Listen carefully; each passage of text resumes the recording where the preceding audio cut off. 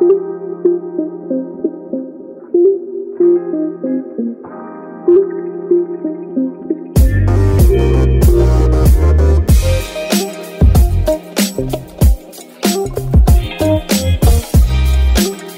is up, and welcome to another edition of the Bruin Bible. I am so lucky to be joined by my guest today, Locked On Utes in the house, Mr. Bryan Brown. What is going on, brother? How you doing? I'm excited. I told you earlier, like, I don't get to do fun stuff like this. It's always just Utes and getting to interact with other people. You know, we don't have a ton of Locked On hosts out here in the Pac-12 quite yet. The few that we do, I kind of know because they're just here in Utah, but this is going to be fun, and I'm excited to talk about the Pac-12. Being that I'm from Utah, I'm not officially a Pac-12 member, really. I think we're still in that introductory phase, but I love it out here, man. It's way better than the Mountain West. Man, we love having you guys in the Pac because you guys bring competition year in and year out. You guys are one of, the most consistent programs, and we're going to go over the Pac-12 South for listeners. Today, we're going to break down over-under win totals for each of the 6 teams within conference, breakout players, and just specifically for the South, we're going with Offensive Player of the Year and Defensive Player of the Year. So if you're wondering, why isn't Anthony Brown, starting quarterback of Oregon, involved in this? Or, some player from Washington? It's just the Pac-12 South, so we will be focusing specifically on those guys. And, Bryan, I'd be remiss if we did not start with your Utes, my man. 18 starters coming back for Utah. You guys got a hell of a transfer portal, too. You guys may have won the whole damn thing when it comes to transfers. And I want to get this off before we start on Utah. Kyle Whittingham, to me, is the most underrated coach in all of college football. You guys play sound football out there, not a lot of penalties, always disciplined. Give me your breakdown of the Utes, man. How good do you think this team could be? Well, it really comes down to who can they get to succeed at the quarterback position. That's the bottom line for this squad because, as you mentioned, Kyle Whittingham, under the radar, underrated, whatever you want to say. Kyle is not a self-promoter. He is more comfortable being in the background, not talking to anyone. He's the kind of guy to where if you go out to like a big shindig or a party, he'll be the one in the corner, looking at his phone, trying to book a flight to Hawaii because he loves to surf, or checking the forecast to see if he can go skiing tomorrow. Not to say that he isn't personable. He blew up Twitter today on Thursday when he said which rival, which, tends to upset the BYU faithful when they feel like they're disrespected. But he's really gone about building this team in his image. They are tough. They are disciplined. They play hard. They play fast. And they finally found some talent, high-end 4-star talent that matched that personality. And they've built this reputation of pipelining guys into the NFL to where you can go out in the transfer portal and you can snag a TJ Pledger and a Chris Curry and then a JUCO running back like Tavion Thomas. And now all of a sudden you're replace the backfield and maybe even stronger than when, everything went crazy in December. So, they've stocked up well. They've got a lot of young players returning. They played a little bit last year. There will still need to be some development, but they showed in a 5-game stretch that they took a lot of true freshmen and really developed them quick. So I think it's the quarterback position, and really that's kind of been the bugaboo for Utah all along. Well, just looking at the quarterback position, it's always nice to get a guy with experience. Charlie Brewer was probably the most experienced guy in the portal. And this is no slouch of a guy to get. I mean, he has over 9,700 career yards passing and 65 career touchdown passes. I mean, it's a pretty damn good guy to get because you're getting a guy that's advanced. He's not adjusting to the speed of college football. Granted, the Big 12 is, pretty on par with the Pac-12, I think. Maybe we have a little bit better defenses out here. But he's going to be ready to air it out the second he gets there. And if it doesn't happen with Brewer, you guys got Cameron Rising, who beat out Jake Bentley last year and then unfortunately got injured after 14 pass attempts. I mean, this guy, beat out a guy who started for South Carolina. This was a really good true freshman to have. So, I mean, if you're telling me the problem's the quarterback position, from what I'm seeing, you guys are going to have a pretty complete offense because I think either one of those guys can get it done. You mentioned Pledger from Oklahoma, Curry from LSU. That's a pretty damn good backfield. And you add that with Micah Bernard, who averaged 5.1 yards a carry last year. I mean, that's very, very solid right there. Utes, returning a lot of 10 starters on offense. Am I right in that? I mean, that's pretty damn impressive, man. I think this offense is going to be the least of your worries.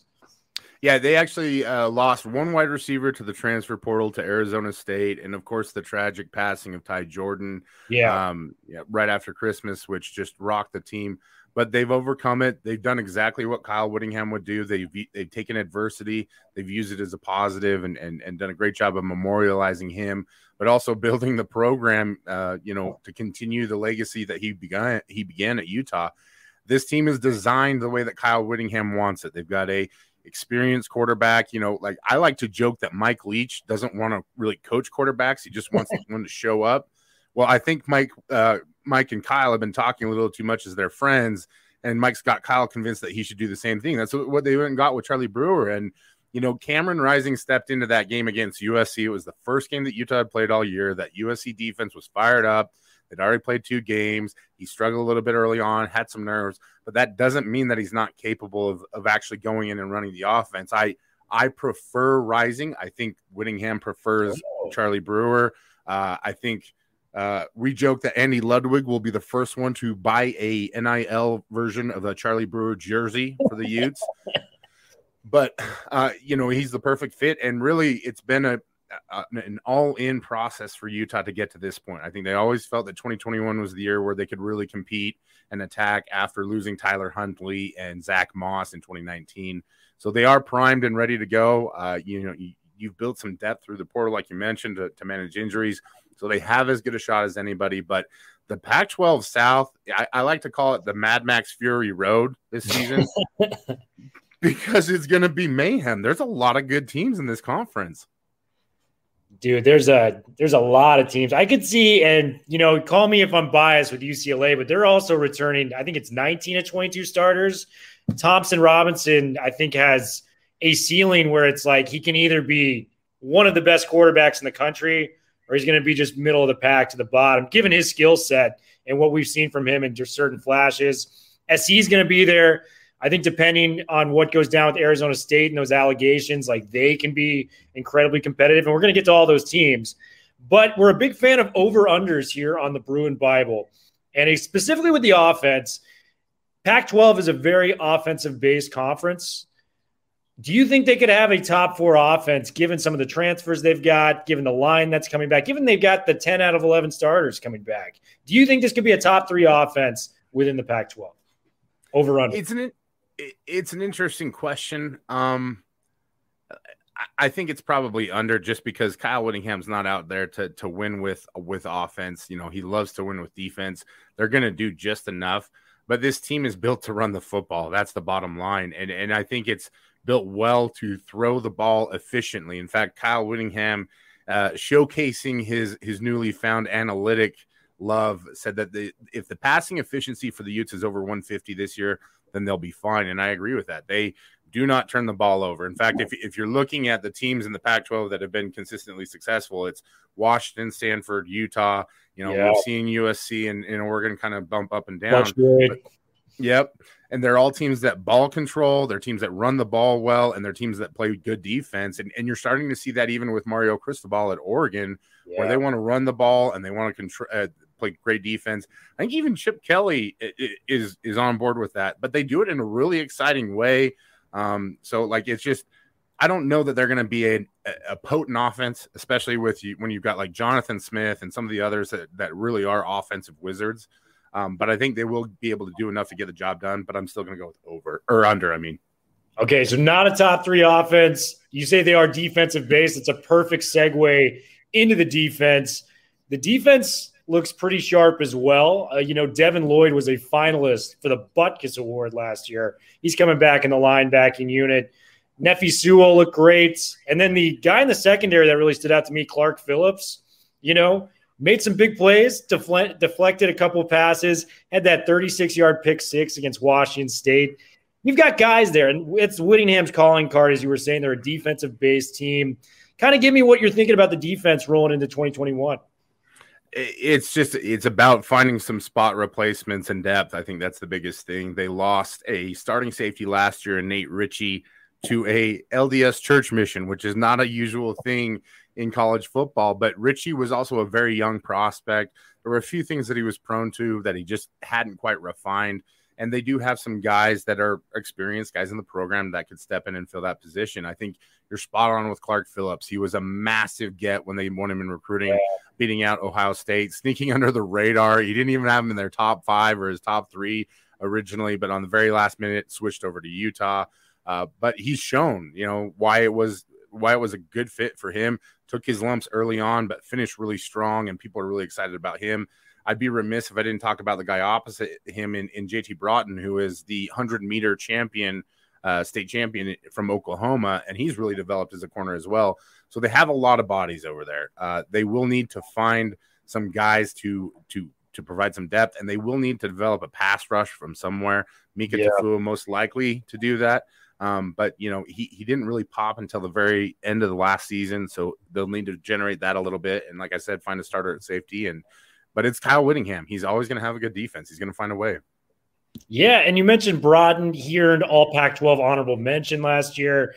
Vontae Davis is just a senior leader on the defense, too. I mean, you bring him back. It's just a solid guy to have back there, a veteran presence in the secondary. I love it. Here is one of the things I'm most excited for on this podcast. I'm going to put Utah's win total. We're going to go 9.5. I'm really going to – because I think this team is capable of maybe exceeding that. Over under 9.5 wins, my friend. Where are you going? You said it perfectly. Like clearly you know what you're doing here. I think the big advantage they have is their non-conference games. There's not a huge threat with any of those. The biggest one by far is BYU. And that's whether it's at home or on the road is kind of pointless in this series because you're 40 miles apart. They do play at San Diego State as well, but even though the Aztecs are improved, I don't know that they have the horses to hang with Utah long term. I think the biggest thing is that the schedule is a little rocky in parts for Utah. That November slate should really determine a lot for them. They've got Oregon coming into town. They should know by that point really where they're at. I think the big key game for them is when they travel to LA to play the Trojans in the Coliseum. It'll be fascinating to see where they're at. I just get this feeling being around the team and talking to guys on the team that they are gunning for that win. And so I'm going to take the over. It's a little homerish, but I think that whoever does make it into the conference championship game is probably going to have 2 losses, whatever division it is that they come from, because it's just a massive slate and there's 9 games. You're always going to lose at least one more than likely. And there's just a lot of talent in this conference this year. It's great. A lot of talent. It's going to make our jobs a lot of fun as well. I think the floor for this team is 8 wins. I just know what I'm getting with the Whittingham team, like we said earlier. And I think, 10 wins is in the realm of possibility. If they can do that, they're going to probably have to play Oregon or, UW in that title game. They play Oregon in the regular season. And that's a winnable game. They could be a top 10 team when all is said and done. I'm just going to throw that out there for Utah fans. I think that's a potential opportunity. That is the ceiling of the Utes. Let's move on to a team that is not highly regarded on this podcast. That is the USC Trojans. Clay Helton really has to find a way to keep his job after this year. Anything less than, I would say, 8 wins, he's got to get the axe. Anything less than 9 wins with the talent that I'm seeing from this squad. Keaton Slovis is probably going to be the preseason player of the Pac-12, for Offensive Player of the Year. They got 4 or 5 linemen returning, some beast receivers on the outside, Drake London, Brew McCoy. What are you seeing from this SC team, Brian? Yeah, they are returning a lot of talent there, but they also have lost some guys that I think were a little underrated. You lost Tyler Vaughns, who was there for a very long time, and he just had a knack for making plays at the right time. He was a little bit overshadowed. They've had so many good wide receivers there. How can you not, unless you're the guy who's doing everything? I'm also not entirely sold on Keaton Slovis yet. And that's not to say that I don't see some talent there. I do, but really college football is about consistency. That's why I love it more than the NFL, because in the NFL, it almost always comes down to, what team has refined to the most minute detail. College football can be chaos because somebody can come out and totally just all over the place, and you've got to clean up the mess, and you only got 60 minutes to do it. And there have been times where we've seen Keaton kind of struggle with that, and I don't know about you, but last year I didn't really see him do anything that I was just like, oh my gosh, that's it. He's there. And some of that probably is just because I saw him, very early on in the season, struggle a little bit against Arizona State, take his lumps a little bit against Utah. And it's a short season. It's hard to take too much off of it. So that being said, it's the Trojans. They're always going to have talent. They've made some changes on the coaching staff, trying to bring some guys in to bring some juice to the program. You mentioned Clay Helton being on the hot seat. I think most Pac-12 fans would probably say, no, keep that seat nice and cold because you don't want to wake the sleeping giant. But it is really a pivotal point for the program, and they've got kind of an interesting schedule to start things out. If they can get through that early slate, they'll be okay. I think it's on the back end where things get a little tricky. I definitely agree with that. And to touch on your point with Slovis, yes, they went 5-1 last year. They lost the Pac-12 title game to Oregon. They went to that game undefeated. But Slovis had 7 picks in 6 games. I mean, that when you're throwing more interceptions than games played, especially at the college level, it's like, wow, that's tough to do. You know what I mean? Especially in a conference, like you said, that prides itself on taking care of the football. The Stanfords of old years, the Whittingham coach teams, things of that nature. I'm a little bullish on Slovis. I think I've seen the upside. The air raid offense does generate a lot of points and a lot of passes, but the turnovers are concerning. And the last time we saw this with the USC quarterback was Darnold in his senior year. He was very turnover prone at that point as well. So if any SC fans are listening, I know this is the Bruin Bible. You got to hope that Slovis doesn't turn the football over. They got some good tailbacks too. I think Stephen Carr coming back. Vave Mailpeel, I think his name is. He's very talented running back. He'll be back in action there as well. But like you said, I mean, they even lost Elijah Vera Tucker, who from my recent memory was probably one of the most talented linemen I'd seen in the Pac-12. I mean, this guy was just mauling people in the run game for SC and was a huge part of the reason that Stephen Carr and, the other tailbacks had such big holes on the line. So with Vera Tucker gone, that is a big, big loss on the offense. I'm going to spin it back to you on the over-under once more. Is this a top 3 offense over-under in the Pac-12? I do think it is, simply because they're going to put up numbers and they've got talent out there. You mentioned Stephen Carr. You mentioned Malapai. Also, the transfer portal was good to them with Keontae Ingram.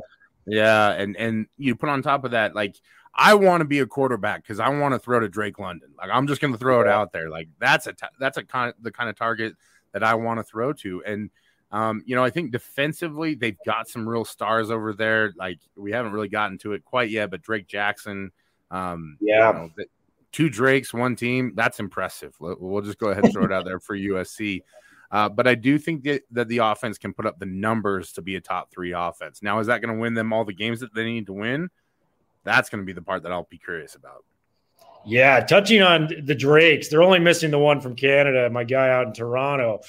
Drake London, it's just some guys are just unfair with how much talent they're gifted. This guy played Division I basketball, just casually switched over to football as a hobby, and he was arguably the best receiver in the Pac-12 last year. Drake London is just incredibly gifted. It would not shock me if he's in the All-American conversation by the end of the year, just given how that offense is designed, the air raid style. He was absolutely dominant. I mean, the UCLA game, I'm watching that. He breaks 3 tackles in the open field and just goes to the house. Just like, I don't even know how you would stop this guy on the run. So Drake London is very talented. Let's move to the defense. I know you mentioned the other Drake Jackson. This guy is a 2-time All Pac-12 selection coming back. They got the number 1 overall recruit in the country, too, coming in there, Corey Foreman, who may make some, ruffle some feathers coming in as an SC defensive end. We saw a very similar situation with Kayvon Thibodeau going up to Oregon. He was a number 1 recruit guy, came in, played immediately. SC always has talent. They never lack that. And despite only playing 6 games last year, they matched their 2019 results with 16 takeaways in just 6 games. So they were able to force turnovers on the opposing offense from Todd Orlando's defense. Any other guys stand out to you on the defensive side of the ball? I'll be honest. Like, I think what they lost is really what stood out to me in the year previous. So they've got some guys that they're going to have to bring back. And also, being a former offensive lineman, there's just something about defensive ends that haunt all my nightmares constantly. So I'm going to go ahead and just, throw that one out there. Stay out of my dreams, Drake Jackson. I don't need you there. I don't need to be worrying about that. Like, I'll leave that up to, some of the real Pac-12 offensive tackles. But, I think Isaiah Pola-Mao is one that I'm curious to see how he does. Like you mentioned, the youngin coming in, as a true freshman, seeing the kind of impact that he can have there. That's always a curious thing. I remember seeing Kayvon Thibodeau as a true freshman in the Pac-12 championship game, and you saw the impact that he could have with just the sheer athletic physical abilities. And so that's always the wild card, right? Do you have a freshman who can come in and overcome the lack of experience with just pure physical gifts and make an impact? And I think that's always something to watch out for. Thibodeau and Foreman are the type of guys that could have gone to bars when they were like 12 years old. Like, yes, they get off the bus first, and it's just like, oh crap! Like, that guy is league bound. I have no doubts about it. And Foreman definitely fits that picture. I think he's coming in at like a slender, like 260, and runs like a 4.6. As a senior in high school as a defensive end. It's just like, it's unfair, man. It's just unfair, Yeah, that ain't right. That's just not fair. And maybe I should give a little credence too. It'll be interesting to see if Sayre Wright can duplicate his amazing performance in Space Jam 2 as a USC Trojan. I don't know if he can. It was so legendary as LeBron's kid. But just getting back to it, like, they just have insane athletes, and it's, I don't know, man. It can be unfair at times, but also you kind of have to watch some of that and just be like grateful that you get to see that happen in your conference.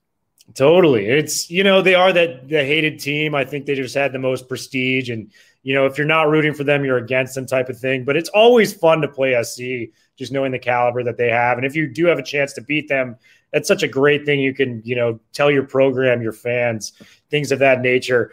Let's hit it on the over-under with the win totals here. I think it's 9.5 as well. I think that's a very fair assessment with SC. My man, Brian, where are you going with that? It's a tough one because you really look at their schedule, and I think that's the part about it that makes it a little bit, I don't want to say dicey, but complicated, right? Because you have a game against Notre Dame at Notre Dame in the middle of the season. Depending on how healthy you are coming into that game, you're coming off a bye week, obviously, but you're playing Utah the week before. You get Stanford early in the season. So that's always a crapshoot because you don't know what Stanford's going to be necessarily. But Stanford seems very confident in what they developed in the offseason. But then you finish out your slate with California, UCLA, and BYU. It's a tough one. It really is. My mind wants to say that they're going to go over. My heart and my gut thinks that Clay Helton's lost the wheel and that they'll probably go under. I love it, man. And I just want to pander to everybody else in the Pac-12 who hates USC like I do. So you and I both. I was getting that R. Kelly song where he's like, "My mind's telling me no." That's right. That's right. I'm like, do I do it? Do I say it on the podcast? I don't know. I'm going to do it. Man, yeah, you got the pipes to make it work if you wanted to. I'm sure of it. But I'm going to go with. If I have Utah winning 10 games, it's hard for me to put them at 10 as well. Since I'm on a podcast with the Locked On Utes guy, and I already picked them to win 10 games, I don't think I can do it. I think I'm going to go with 9 wins. I think it's just enough to keep Clay Helton at his position, which we are all fans of in the Pac-12. So everybody wins, essentially. I think that's a move. I think they get 9 wins. Yeah, you put the blame on me, man. It's perfect. I'm the guy who just showed up out of nowhere, and everybody's like, "Who's this cat?" So it's perfect. We'll team up together on this one. Plus, there's never enough USC hate. You can always have just a little bit more. Oh yeah, and this is coming from the Bruin Bible. I mean, we freaking hate USC, so we're all in support of them.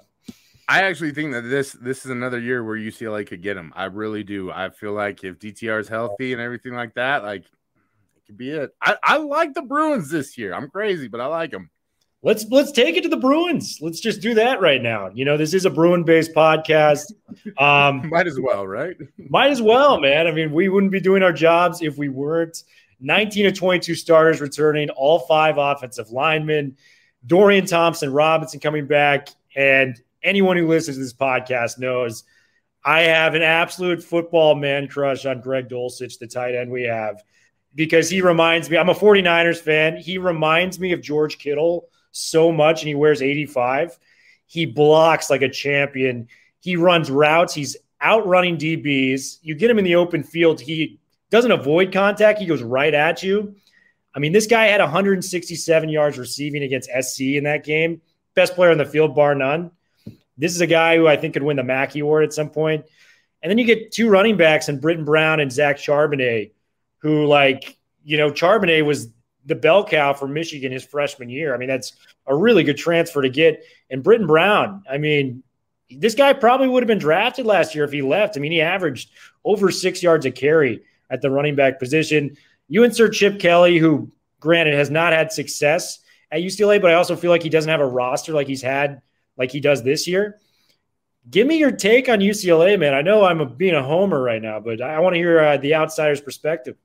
But that's always the best people to talk to, right? The people who know the team in and out, who follow it, who want the team to be successful, because they genuinely have to look at the positives and the negatives in conjunction and be like, okay, how excited can I really get about my team? But I thought you nailed it. I love Sean Ryan. And it's awkward, but I've had a Sean Ryan poster in my bedroom for a while now. But former offensive lineman, I feel like I get a little bit of leeway with that. But he's incredible. And he's a mauler. He's a perfect fit for a Chip Kelly offense. I love what they do in the run game. It's not as electric as it was at Oregon, but they do a lot of fun stuff with the counters and the shifts and everything like that. Talking about Dulcich, he's a boss. Like that's it, you know, and he's multidimensional. He's a guy who can block and catch, stretches a defense well. You know, there's a lot to like there offensively. I think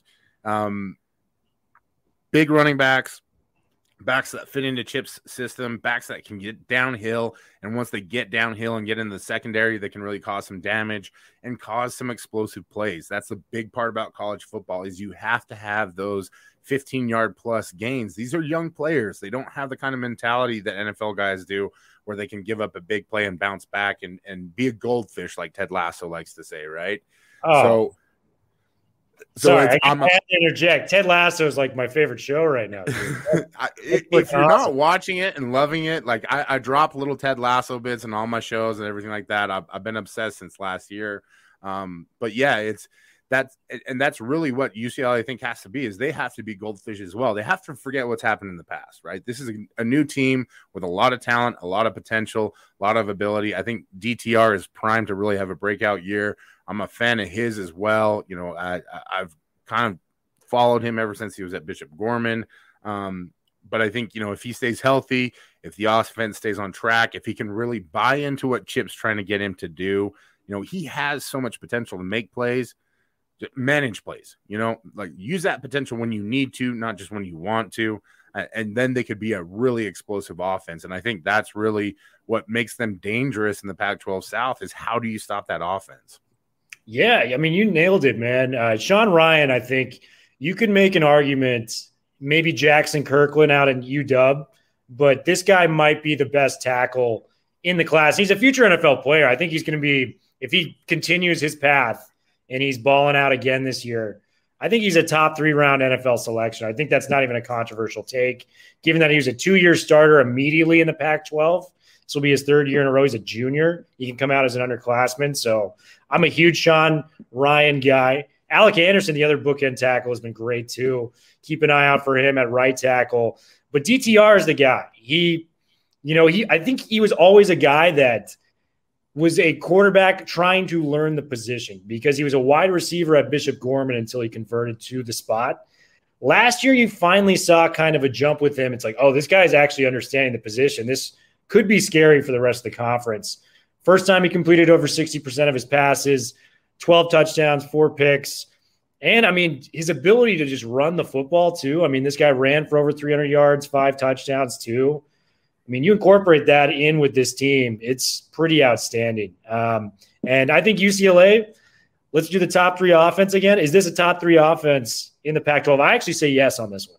Yeah, we're 100% in agreement here. I think people just discount the ability that Chip Kelly has to build a running game. And when you have a weapon like DTR, you can use Dorian in so many different fashions in that you don't have to use him, but the threat of using him, I know for a fact that Kyle Whittingham is already losing sleep over that because he absolutely hates running quarterbacks and what they can do to a defense. And, I think Justin Fry has done a great job. And yeah, I know Chip Kelly's the offensive guru, but you still have to have an offensive coordinator that sets a practice plan every week, that coaches up his guys on the offensive line. I think he's done a great job.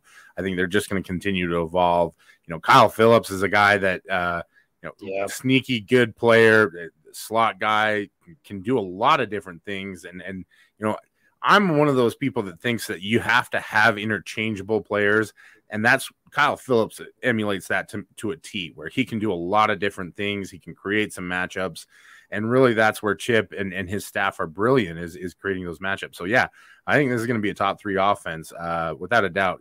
There's not a lot up in the north to make me think that there's going to be challengers up there. I agree with that. I think the only offense that is worth noting, at least as a complete offense, Washington State always has the air raid, run and shoot offense. Oregon's going to be up there. They have Verdell coming back. Top 3 receivers. Anthony Brown looks to stretch the defenses with some dual threat ability. But I agree. I think there's not a lot of threats in the north. Maybe UW gets in that conversation, maybe not. But, yeah, I agree with UCLA being a top 3 offense. Defense is pretty strong, too. We're just going to kind of gloss over this as we got to get to some other teams. I know people who listen to this podcast know we've harped on the defense a lot. Caleb Johnson, a linebacker that had 5.5 sacks in 6 games last year. He's coming back. That's a big guy to get. And Quentin Lake, the safety returning. This guy's, when he's healthy, is the big question. He's only played over 5 games in his career once, and he's a senior this year. When he's healthy, he has been, an all Pac-12 performer when he plays. So if we can keep that guy healthy, Caleb Johnson builds on his sack total. D-line comes out. We can properly replace Osa Odigizua. We're going to be a good team. And I think this UCLA team, let's put them at 8.5 wins. That sounds like the right call there. Are they over or are they under? I'm going to go over, and that may sound crazy because I just don't, it's so hard with the South because every single week is a battle, and it's just the Pac-12 in general. And I really liked what Jimmy Lake said at the Pac-12 Media Days, where he said it's a great conference because you're going to see something different every single week. And that's the fact of the matter. But you look at their out-of-conference schedule, there's that big one against LSU. I think that's one where you highlight it and see, hey, we're really going to find out what this team is made of and how good they are after that one. But winnable game against Hawaii, winnable game against Fresno State, for your out-of-conference. So that gets you really close to that 9-win total. And then, I think the dynamic of the South really shifted with all that's gone on at Arizona State. I really do. These are young kids, and yeah, you still got talent there. You still got kids that can play football. But if you're bonded tightly to a coach and that coach can't show up and you're wondering what's going to happen, that's going to weigh on you. And so I'm really curious to see what they do. But crossover games against Oregon and Stanford, I think those are doable games. But even so, if you lose 1 or 2 of those, you still have some room in the South at that point to lose one more game and get to 9 wins. So I think it's definitely doable. I think you're totally right. I've got them specifically slated at 9 wins, 9-3. Chip Kelly keeps his job. Momentum keeps building for the future. One can hope as a Bruins fan. Who knows if that's the case, but I think that is the ceiling of this team. I think 9 wins. If they can reach that, that would be incredibly impressive. You mentioned Arizona State. Herm Edwards coming back for his 3rd season as the head coach. Big year in Tempe, I think, just because it's going to be the last year. They got Jaden Daniels there. Who knows how long Herm Edwards is going to be there, by the way. I think that's kind of an underlying he doesn't need to coach college football. He's doing it just because he likes to. I think if he's successful this year, there's more of a chance that the program moves in the right direction. But if it's a bad year for Arizona State and they fail to miss those, I really think there's a chance Edwards can walk away. I know that's just a theory of mine, but I don't believe he needs to be coaching there given his background and history as he was a successful NFL coach. They got 4 or 5 starters returning on the offensive line. Jaden Daniels, one of the most exciting quarterbacks in all of college football. The game he's going to be playing DTR, it's like when we had It's like a poor man's version of what we saw with Deshaun Watson playing Lamar Jackson. Like, that's my version of that back in college football. I think those guys are incredibly fun to watch, and that's a game I'm going to be glued to the couch. Probably going to be like a 45-38 win for whoever pulls that one out. Top 4 rushers returning. Rachaad White was actually insane if you break it down. He had 420 yards on 42 carries, so he averaged 10 yards a carry last year with 5 touchdowns. And they returned their top 4 receivers from last year. So the offense is looking pretty good at ASU. What do you think about that? Yeah, I think it's definitely poised, and there's a lot of weapons on that offensive side of the football. You mentioned Rachaad White. I think Chip Trainum is another guy that complements him well. They went and stole a wide receiver from Utah in Brian Thompson that I think didn't really get a chance to showcase his skill set at Utah because they didn't throw him the ball enough, bottom line. And he'll definitely get passes thrown his way. Jaden Daniels is another guy I'm a big fan of. Bunkley Shelton, another versatile piece that can do a lot. You always wonder who's going to be the go-to guy, and I think that's really the question mark for Arizona State this year. Who is that juice, that N'Keal Harry, that Brandon Ayuk? Ayuk. Gosh, why does it always happen that when you're on the podcast you forget the names, right? And we've seen what Ayuk's done in the NFL with the San Francisco 49ers, and he's shown that athleticism, that explosive ability we saw here. So that's my question mark, right? And then there's been so much conversation about the offensive line, and they're still a pretty young group. I know that Donovan West is a really heralded guy in there at the interior. I know they really like the transfer at left tackle. I believe it's Deitch is how they pronounce it, or Deitch. It's a running gag on our Locked On Pac-12 podcast that we just don't know how to pronounce names. So I'll just carry it over here. But I'm curious to see how good that unit really is, because when it was in Utah in 2019, it was porous, and then they absolutely destroyed it. And it'll also be a curiosity to see how well this coaching staff manages that roster. I don't know that I've ever seen Arizona State be consistently explosive on the offensive side of the football. I'll put it that way. We've seen programs in the past where it was, Washington State, I think is a great example, where they were hanging 40 and 50 points every single game. It doesn't feel like Arizona State really goes out to do that. And maybe some of that is the Herm mentality. He does come from the NFL. Like you said, he doesn't really need to be there. I think he's just there because he likes being around kids and being a good influence. I'm really curious to see what all the hangover is from the NCAA investigation. And I've heard some things regarding that make me think that it is going to be pretty serious down the end of the road. How quickly does that actually take place is the real question mark. So talent is there. I don't know that we've really seen Arizona State post a really prolific offense under Herm. So I'm curious about that aspect of it. But really, can you ever count them out, especially on a year like this where things are up for grabs? No, I think that's totally accurate. And, you mentioned all the guys. Johnny Wilson's another receiver to throw his name in there. Big, talented receiver. He was a 5-star on some websites that is now going into his sophomore year. Him and Bunkley Shelton, I'm totally spot on with you. I think Daniels is going to be good, but he needs to find that weapon that he can rely on outside of, the running back room and Rachaad White. So if he can have one of those guys kind of live up to expectation maybe a little earlier in their career than they were expected to, that's only going to help ASU moving forward. And before we move on to the defense, let's continue with the offense. Is this a top 3 offense in the Pac-12, over under?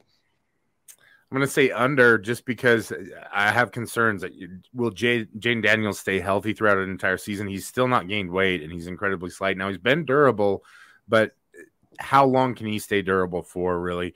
And the other part of it, too, is just you've got a lot of pieces there. Are you going to be able to scheme to put them in action to really generate that? So I'm going to go with under. I'm willing to be proven wrong on this one, but Herm Edwards is 17-13 as the head coach, right? So we give him so much credit and props, and they've done a great job on the recruiting trail, but we haven't quite seen it materialize. And so until I actually see it happen with my eyes, I'm going to have to say no. I think that's a fair assessment. And, I'm willing to do the same thing. If they do prove us wrong, they did it. I mean, if Rachaad White's running for 10 yards a carry on over 100 yards, or 100 carries as well, that's going to be a guy that's just going to be a problem for defenses moving forward. Well, let's move to the defense. This defense is actually better than I thought it was when I broke it down. You have 2 4-year starters at the linebacker position, Merlin Robertson, Darian Butler. Their secondary, get this, all 4 players have at least 25 starts in Division I football. Jack Jones, former USC transfer out there, Chase Lucas are kind of the headliners of that group. But that's a veteran secondary. And this defense led the Pac-12 in points per game allowed last year at 21.8, I believe. So it's just an impressive unit. They've got a lot of veterans coming back that know what they're supposed to be doing. They're not going to be, changing out, learning new defenses, as it's pretty stable there. What do you think about the defense for the Sun Devils this year? Yeah, I'll echo what you said. I'm a big fan of Merlin Robertson, and they do have a lot of experience coming back. The question I always have with them, with running that 3-down scheme, how do they survive in the Pac-12 South with so many teams that want to establish the run game? We know that scheme works really well in the NFL. We know that it works well with teams that want to be versatile and move pieces around, especially more like that air raid style offense. So you have to think that they'll be stout against USC, and they will pressure the quarterback. But how do they hold up against the run game? Because you've got a lot of teams in this conference, Stanford, Utah, Oregon, not so much USC anymore, but UCLA, all want to establish the run game, right? Washington has gone all in on the tight ends and establishing the run game. So we've seen this shift to where everybody wants big physical tight ends who can catch the football and block, and they also want to make some yards. You do get some games off, I think, in terms of like Colorado and Arizona, where we still just don't know who they are. And I say games off, but are they? Do we know? I mean, we don't know yet, right? And so those ones I always have a hard time where I can't like watch the film and make some evaluations. But this defense brings back a lot of experience, and you always have to like that. You just hope that they can find ways to get those guys to make plays. And sometimes I wonder if maybe you have some individual stars who can really show out and look great, but you don't play necessarily as well as a team. So that may be a little bit of what ASU suffered from in the past, but we'll see. I know there's talent on that team, and I know there's great players. I just haven't seen anything from them over the last few years to make me think that this is going to be the year that they make the jump into becoming a great program. I agree with that. And they were 86th in the country last year against the run. Not ideal, especially in a conference that runs the ball so heavily. Let's do the over-under. I think 8 is the perfect number for them. I think 8 is the number where it's like you can either do a push on this one or you can go over or under. Where are you feeling? 8 is a good number for them. And right now, I think until I get some clarification on who's actually going to be on the sidelines for their coaching staff, I have to go under. I've been around programs that are in turmoil before. I have no doubt that Herm Edwards can turn some things around and use it as some motivation. I just wonder how long kids can compete under that cloud hanging over things. And we know the NCAA isn't out to make any changes or any restrictions immediately. They're going to wait until the season's over and let things play out. So I'm going to sneak in the under there. I also say that with a caveat of this is probably going to be me getting proved wrong, because this is probably going to be the year that they do actually make the jump. But yeah, I think 8's perfect. That's the right amount, that the right total to set that line at, and I'm gonna swing for the under. I think that's fair. I think I'm gonna go with the push. I think they're an 8-4 team. I think if Daniels is healthy, and given he's gonna be a 3-year starter at this point, maybe an NFL draft pick, if things do go as well as his way this year, I think that's just a perfect number. I think 8-4, Sun Devils fans can get hyped. Obviously it's not the Pac-12 championship game, but it's a very successful year overall. You're making a bowl game, nothing to really complain about. I think that's the typical ASU number. We're going to move on to Colorado, a team that really surprised last year. I think a lot of people.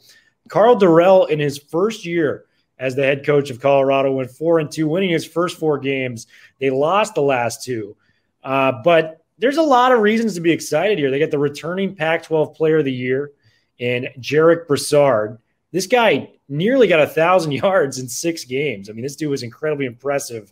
He averaged 149 yards a game on the ground for Colorado. They returned their top 2 receivers, including Dimitri Stanley, who averaged 17 yards a catch last year, and Laviska Shenault's brother, Levante, grabbed 17 passes last year, got in the end zone. One of the guys I'm really excited about, too, is Jerry Rice's son. Brendan Rice is going to be there. 3 touchdowns last year. He may have an advanced role. Obviously, I mentioned I'm a Niners fan at the beginning of this podcast, so Brendan Rice, you got a fan in me already. Give me your thoughts on Colorado. Like you said, it starts and ends with Jarek Broussard. He was a beast last year, kind of came out of nowhere. I'm excited to see what he does. Breaking in a new quarterback, I think there are weapons there to work with. I think they've always been pretty stout up front. They've done a good job of developing offensive linemen. So that'll be my curiosities.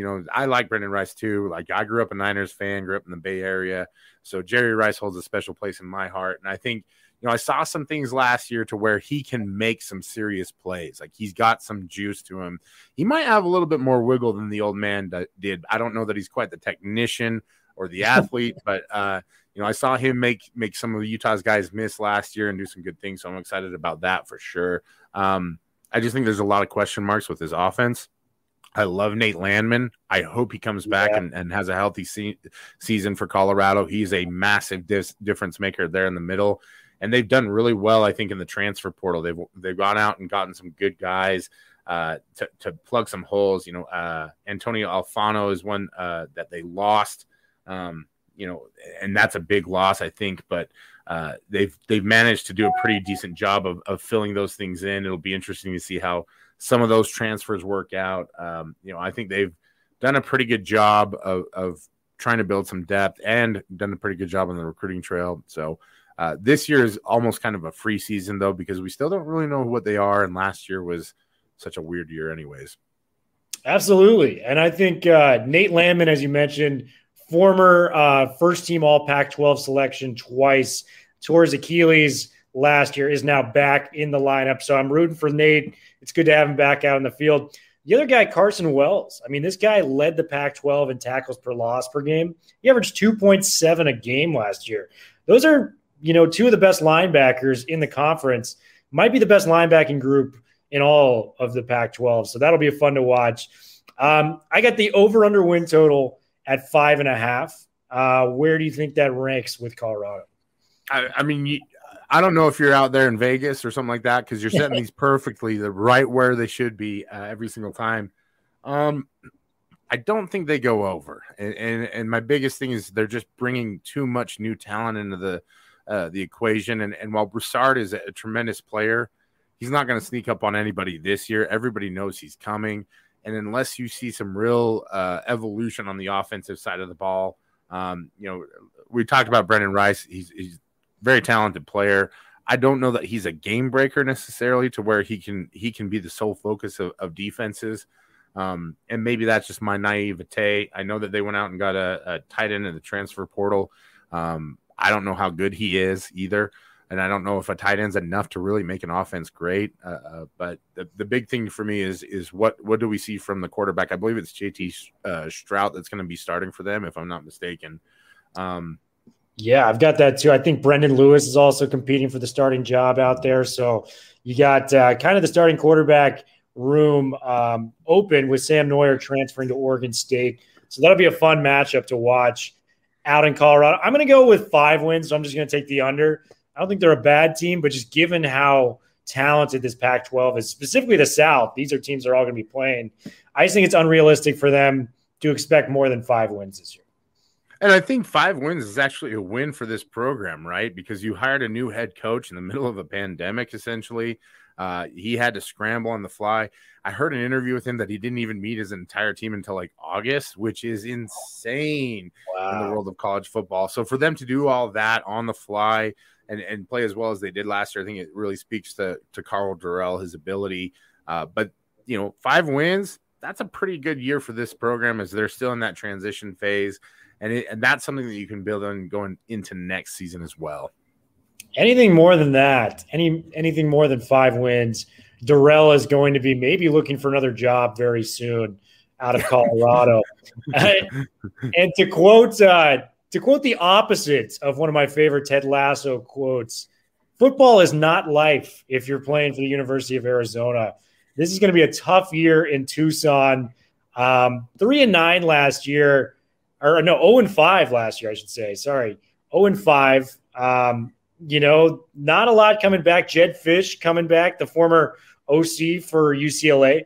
I will say that they got a big steal in the defensive coordinator in Don Brown. I really like what I'm seeing from him. He, outside of last year at Michigan, he's always put up solid defenses, whether it's at Boston College, whether it's at Michigan. Not a lot of bright spots. Michael Wiley is a running back that looks great. I mean, he averaged 7.2 yards a carry last year, over 200 yards, 3 touchdowns. Jamari Joyner, I mean, this guy is a returner / receiver. He showed some pop at least. Talk me into why University of Arizona is probably going to be the worst team within the Pac-12. Where do I start? That program's been in shambles basically since Rich Rod left it. And I know that they were really high on what was coming into the program with Kevin Sumlin. Sumlin was just not, I think, prepared for what that job really needed. I think Jed Fish probably is a little bit more so than most. He's brought a great spirit and attitude. But as I like to say, hope is not a strategy. I know that rebellions are built on hope, but it shouldn't be your main strategy. And that's really all Arizona has right now. An exodus from the program, the transfer portal. They did not have a great recruiting class. And I know that people love to argue against rankings, but the stark reality is that the people who rank those classes do a pretty darn good job of it. And usually it translates pretty well. You've got to be a top 30 class to be consistent, and you've got to be a top 10 class to even have a sniff at the college football playoff and the championship. And they've got none of that. So, that's fine. It's a rebuilding year for them. You're going to try and find some guys, I think, this year. There's some names that are familiar to me there on the roster, but I just don't see it happening for them this year because there's no real game breaker talent, and maybe somebody emerges that we haven't heard of. I just don't see it happening this year. Yeah, I think there's just not a lot to ride home about with the University of Arizona. I think, as I mentioned earlier, I thought they were going to be a 3-9 team. I kind of blew that at the beginning. 3 wins may be asking for a lot with this team, given that they went 0-5 last year. Gunnar Cruz probably going to win the quarterback battle out there from what I'm hearing. Transfer from Washington State. So he's used to passing the ball a lot, which should be exciting for Wildcats fans. Stanley Berryhill was a pretty solid receiver out there. But, it's just a pretty bleak situation in Tucson. Let's give Jed Fish a couple more years to try to build this program up. But if you're a U of A football fan, you're thinking long-term. This may not be the year, but in a couple of years, we may be back in a bowl game, back to competing within the Pac-12 South. Do you think 3 wins is fair? Oh, definitely fair. And I think you mentioned at the top, Don Brown coming to that program, I think is a big deal. I do like Jalen Harris and Anthony Pandy. I think those are players that Don can do some things with. But again, it's the lack of talent around a few guys that they really don't have. And if you're going to compete in the Pac-12 week in, week out, you've got to have depth. You've got to have talent across the board to match your stars. We've talked about everybody, and there's 2 or 3 guys on almost every single team outside of Colorado that we instantly think of and think, man, like that guy's a star. That guy's going to play in the NFL, day 2, day 3 guy. We've had so many names that we've thrown out, and you get to these teams and you're like, well, I like him, but some of these guys are probably just regular starters on other Pac-12 teams. And so if you're putting anything above, 4, 5, 6 wins, you're asking too much of that program. And I think that they're on the cusp of doing better. I think they've got a good start to things. Anytime you get Gronk out for the spring game, that's got to be a good sign, right? Yeah. But yeah, no, I think 3 is perfect, and even 2 to 3 wins in a season, I think there's something to build off of there. But it's going to be a long season for Arizona, and I think they know that. Yeah, I think the fans are aware. Did you see him catch that ball from the helicopter in that spring thing?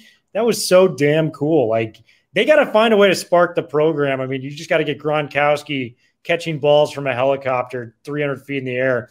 Hey, man, I watched the video. I thought it was pretty cool. So hopefully some recruits are out there seeing that as well. Bryan, I know you got to go soon. let's just get our offensive player of the year and our defensive player of the year in.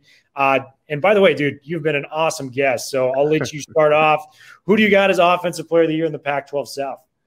It's a tough one, and I'm not, I think it's going to be Jaden Daniels or DTR. I think those are the two guys. I lean a little bit towards Jaden just simply because he's got a little bit more experience under his belt. We've seen DTR kind of be a little bumpy in camp, not being able to participate fully quite yet, right? I think he's supposed to play on Friday or practice on Friday. I don't think that really worries me necessarily, but I just think Jaden has a little bit more to him. And I think that if I'm looking at it, it's almost always a quarterback. It's unfortunate to say that, but that's just the reality of it. I think Jaden's probably better than Keaton Slovis. I think his numbers are going to be better. I think that offense will be better. If DTR stays healthy, he's my guy. I'm going to ride that horse. I'll be there for it 100%. But just kind of think that Jaden has that slight edge. As far as defensive players, I got to be a homer on this one. Devin Lloyd is an absolute freak of a talent. You said that he was a finalist last year for the Butkus. He's he's on the watch list for just about every single award that a defensive player can be on this season. And the best part about it is that he doesn't have to sit back there and tell all the other 10 guys what to do this year because they've been there for a year. So he's going to be freed up to do a lot more things. They built some depth behind him. They can rotate some guys in. And, I think he's definitely a candidate to be second overall in the Pac-12 for Defensive Player of the Year because I think we all know who's going to be first. But I'm going to be a little homerish with that because he is so versatile. He can cover. He can rush the passer. He covers incredible ground in the open field, and he's just a tremendously well-prepared player. I love it, man. Well, you stole my pick with Lloyd, so I'm going to pivot away from that. I think one of Merlin Robertson or Chase Lucas can do it. I think just the senior leadership, if Arizona State's able to eclipse that 8-win mark, the defense is going to have to make up some big plays. So I think one of those guys is going to be my pick for Defensive Player of the Year. Offensive, I'm going to probably go the same pick, DTR. Obviously, this is a UCLA podcast. I can't pivot from my guy. Slovis has got to be in there.